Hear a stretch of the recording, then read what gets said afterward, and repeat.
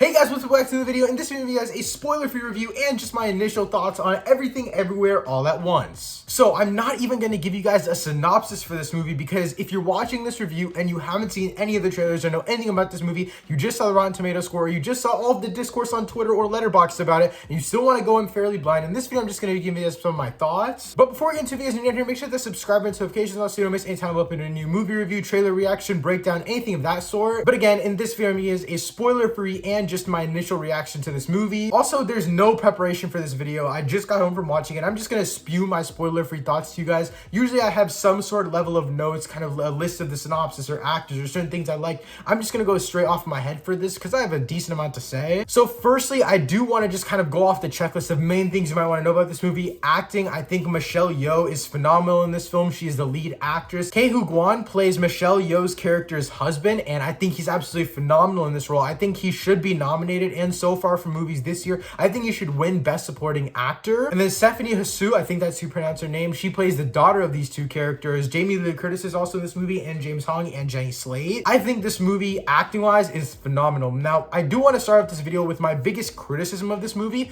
which is that as a whole, it feels very, very messy. And from breakdowns that I watched right when I got home from watching this movie, I realized that that is the point. This is a very sci-fi movie. I don't want to specify exactly what part of sci-fi it's in, but it's a very, very grand movie in terms of just the scale, whereas the smaller parts are where the movie flourishes, in my opinion. What I mean by that is that the overall picture of this film feels too grand for what the smaller parts are, if that makes sense. For example, I was the most intrigued in this film in the first hour. Yes, the last hour and a half was still very entertaining. It was still very, very fun. But at the same time, it was still the messiest part. It was still the most bonkers and crazy part, which I loved. I really enjoyed that time. But I also did watch this movie with my mom, and she agreed with me. She agreed that the first hour of this movie felt like a very grounded and heartfelt story of just this family. And then obviously about like 30 to 45 minutes in, you really get kicked into this sci-fi aspect, which I love, by the way. I love these sci-fi types of stories, especially the subgenre of sci-fi that this movie is in specifically. I'm very excited to see more movies, not from this specific original story, but more stories like this in general to be coming into film and into theaters, because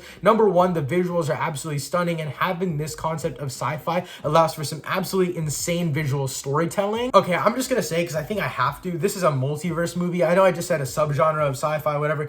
I have to say that it's a multiverse movie in order to get my thoughts out there. That's not a spoiler. It's kind of in the synopsis, but it's Everything Everywhere All at Once. But yeah, being a multiverse story, the end of this movie really gets messy, because that's when you start to really explore the multiversal aspects. And there's one turning point in this movie where you can really tell now they're gonna dive deep into it, and there's great correlations between what seems like the real world and what different universes are that we're following. I also love the way that we're introduced to this whole multiverse aspect. It's introduced through a very, very good supporting character, in my opinion. I'm not going to say exactly who it was, because I was very surprised when that character was revealed, but as a whole, I will say I enjoyed the way that they implemented the multiverse into it, and at the end, I will admit, I did start bawling my eyes out. This is the first movie, I think, ever that I've cried this much to, and it was the stupidest part of the movie that I cried to as well. I'm not going to specify what exactly it was, but it just dealt with rocks. I think the monologue over it obviously is what made me cry, but I started bawling at the part with the rocks, because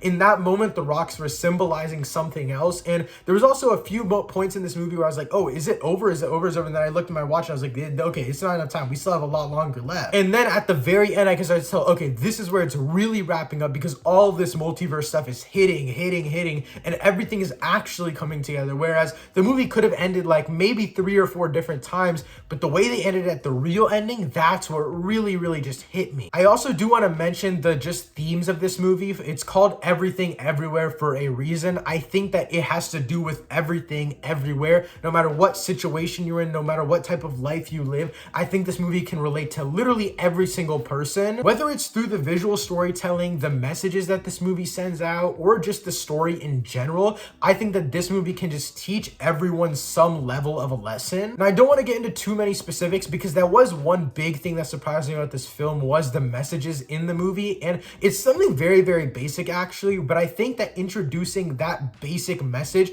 with the concept of the multiverse is what makes this movie very messy, but at the same time, the individual aspects, like the stories with these individual characters, the relationships between different characters, and the situations that these characters are are in the beginning of the movie, that's what makes the individual parts of this film so good. But in my opinion, when you start culminating all of these things, it does get fairly messy. And I will also say this film is meant to be weird, so it makes sense that this entire movie was just bat insane. And when I say it got too messy, I don't even mean the weirdness, because I actually enjoy the weirdness a lot. It actually led to a lot of laughs and a lot of tears at the end. I'm not even one to cry that much to movies. I usually like tear up a little bit, but I'm never full on bawling. And this one, I had to get paper napkins out and I had to start wiping my eyes. I could not see. Now, before I give you guys my official score for Everything Everywhere All at Once, I do have to mention this. It does feel like what every single big IP movie nowadays wants to do, like DC, Marvel, Transformers, any big IP that you can think of, how they all want to have these massive crossover events and multiversal level things.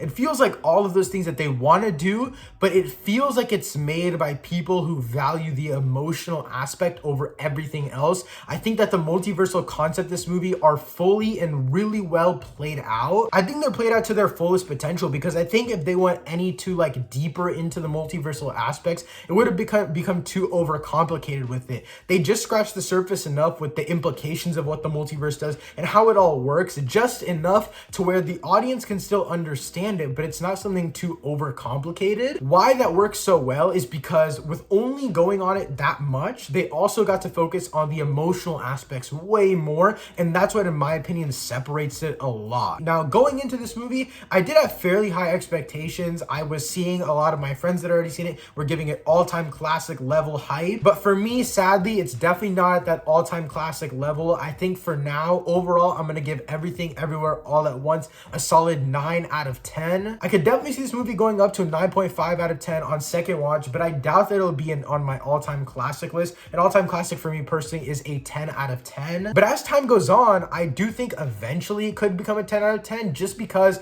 the messages as I get older could probably relate to me a lot more. I think obviously there's basic messages as just a teenager right now that I can understand, but I feel like as I get older, I'll start to understand these different familial things that they try to make messages about that I just wouldn't understand right now. But with that being said, that's all my thoughts on Everything Everywhere All at Once. If you've already seen Everything Everywhere All at Once, let me know your thought of it in the comments down below. If you haven't seen it yet, let me know your level of excitement after watching this review in the comments down below. But yeah, guys, that's it for this video. Thank you so much for watching. I'll see you next time. Peace.